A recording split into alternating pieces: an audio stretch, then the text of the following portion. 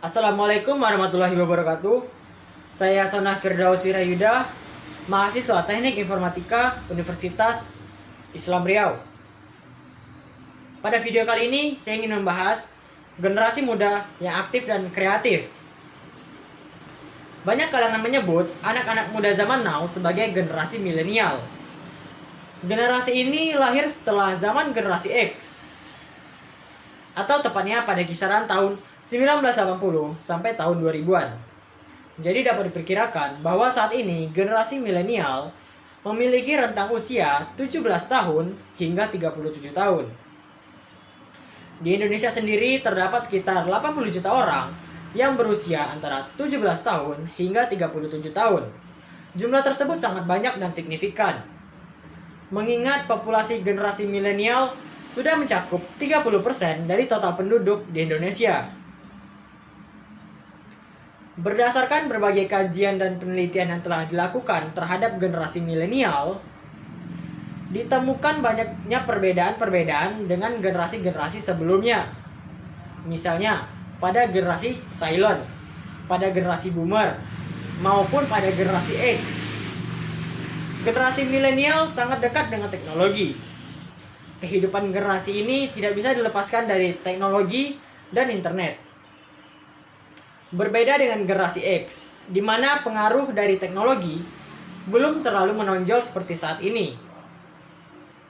Generasi milenial lahir ketika handphone dan media sosial muncul ke Indonesia. Sehingga wajar apabila generasi ini lebih melek teknologi dibandingkan generasi-generasi sebelumnya. Sebagai generasi penerus bangsa, generasi milenial di Indonesia tidak boleh kalah dalam persaingan dengan anak-anak muda dari negara lain.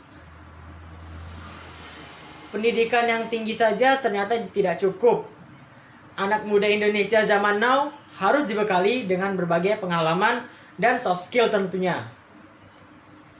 Nah, menjadi pribadi yang baik, kreatif, aktif, ataupun inovatif harus dimiliki dalam jiwa anak muda. Itu adalah syarat utama bagi generasi milenial untuk dapat bersaing dan menghadapi berbagai tantangan di dunia yang semakin dinamis. Lantas, bagaimana sih cara kita bisa menjadi generasi milenial yang kreatif, aktif, dan inovatif?